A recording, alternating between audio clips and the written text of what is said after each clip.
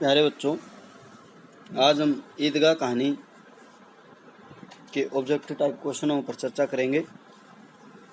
जैसा कि मैंने आपको यह चैप्टर जो करवाया है, इसमें प्रेमचंद का जीवन परिचय करवाया है और उसके बाद वाला जो क्वेश्चन था, कहानी के तत्वों के आधार पर ईदगाह कहानी की समीक्षा कीजिए, वह क्वेश्चन अपने आप में 4-5 क्वेश्चन को साथ लिए हुए है। इस क्वेश्चन को आप अलग अलग से पढ़ सकते हैं। प्रेमचंद की भाषा शैली को स्पष्ट कीजिए। ये आपके लघुत्तर जो छोटे क्वेश्चन है उनमें आता है। ईदगाह कहानी का उद्देश्य बताइए, प्रतिपाद्य बताइए, हामिद का चरित्र चित्रण और ईदगाह कहानी के आधार पर अमीना का चरित्र चित्रण। ये 4-5 क्वेश्चन हैं जो उसी क्वेश्चन के अंदर मिक्स भी हैं, अलग अलग भी है, कहानी का कथासार भी है। जो ये सारी बातें हैं, ये सारे के सारे एक ही क्वेश्चन के अलग अलग पार्ट हैं और इनको सभी को जोड़ देते हैं तो ये एक क्वेश्चन बन जाता है। जब ये 8 नंबर का आएगा तो ये हमने सारे को जोड़ के लिखना है। अगर ये अलग अलग आएगा तो फिर हमने इसके टुकड़े बनाकर जो पॉइंट बात पूछी गई है हम उसी बात को एक्सप्लेन करेंगे। यही बात अति लघुत्तरात्मक प्रश्नों की, तो पूरे पाठ की रिवीजन हो जाती है जब हम छोटे क्वेश्चन करते हैं। कहानी के रचयिता कौन है, इसके लेखक कौन है, प्रेमचंद जी हैं, इनका जन्म कब हुआ, सन 1880 में हुआ, कहाँ पे हुआ, बनारस के समीप एक लम्हे नामक गांव में हुआ। प्रेमचंद ने कौन सी पत्रिका प्रकाशित की थी, हंस प्रकाशित की थी। प्रेमचंद की 4 प्रसिद्ध कहानियों के नाम बताओ। एक तो आपकी इसके अंदर ही आ गई, ईदगाह, कफन, पूस की रात, 2 बैलों की कथा, पंच परमेश्वर, बूढ़ी काकी।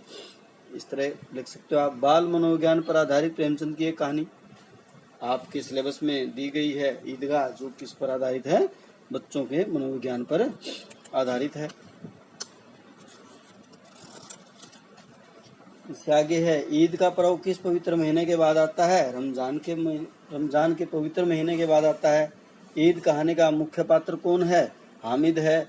हामिद का पालन पोषण किसने किया? उसकी बूढ़ी दादी अमीना ने किया।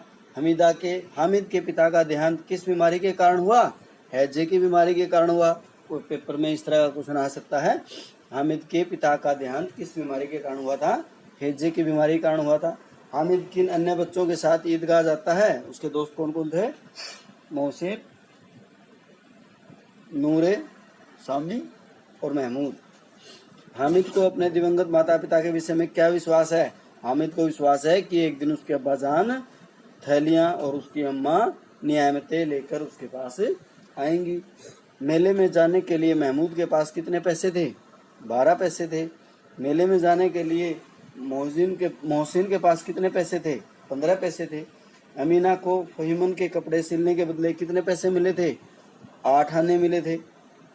महीना हामिद को मेले के लिए कितने पैसे देती है? 3 पैसे देती है। गांव से ईदगाह कितनी दूरी पर है? 3 कोस की दूरी पर है। ईदगाह के ऊपर किन वृक्षों की घनी छाया थी? इमली के वृक्षों की घनी छाया थी। मोहसिन ने मेले से क्या खिलौना खरीदा? चिमटा नहीं, मोहसिन ने क्या खरीदा था? मिट्टी का भिश्ती। महमूद ने मेले से क्या खरीदा था? मिट्टी का सिपाही। नूरे ने क्या खरीदा था? मिट्टी का वकील। ये अलग अलग हैं। मोहसिन ने मिट्टी का भिश्ती, महमूद ने मिट्टी का सिपाही और नूरे ने मिट्टी का वकील। हामिद ने महमूद, मोहसिन व नूरे के खिलौनों की निंदा क्या कहकर की? ये तो मिट्टी के हैं और गिरे तो चकनाचूर हो जाएंगे। हामिद ने मेले से क्या खरीदा? लोहे का चिमटा। क्या सोचकर खरीदा? कि उसकी जो दादी माँ है वो उसको जो रोटियां बनाती है, उसके रोटियां पकाते वक्त उसकी उंगलियां जलती हैं, तो इसकी सहायता के लिए रोटियां पकाते वक्त उसकी दादी की उंगलियां नहीं जलेंगी और वह जल्द टूटेगा भी नहीं। हामिद ने चिमटा कितने पैसे में खरीदा? 3 पैसे में खरीदा। बालकों की टोली किस समय वापस घर लौटी? 11 बजे लौटी। हामिद कितने वर्ष का बालक था? 4-5 वर्ष का बालक था। नन्हे हामिद ने किसका पाठ खेला? बूढ़े हामिद का। अपने प्रति हामिद का प्रेम और सद्भाव देखकर अमीना का क्रोध कैसे स्नेह में बदल गया?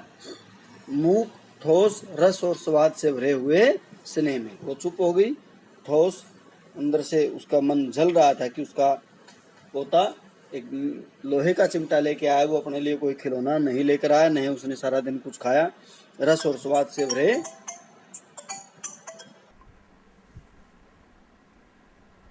प्रेमचंद जी का देहांत कब हुआ?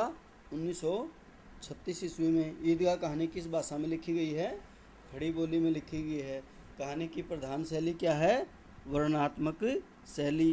किस लेखक की कहानियाँ मानसरोवर में संकलित हैं? किसकी संकलित हैं? प्रेमचंद जी की।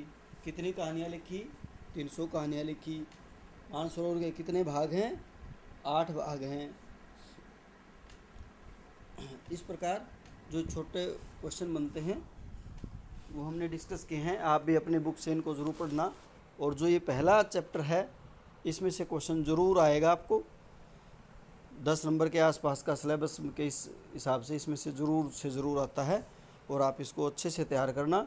और कहानी के तत्वों के आधार पर जो समीक्षा है वो एक क्वेश्चन 4-5 क्वेश्चनों को अपने अंदर समेटे हुए है। उस क्वेश्चन को भी करना है और उसके पार्ट को अलग अलग भी करना है। जब आप उसके पार्ट को अलग अलग करोगे तो आपको क्वेश्चन को सोल्व करने में, आगे डिस्कस करने में कोई समस्या नहीं आएगी।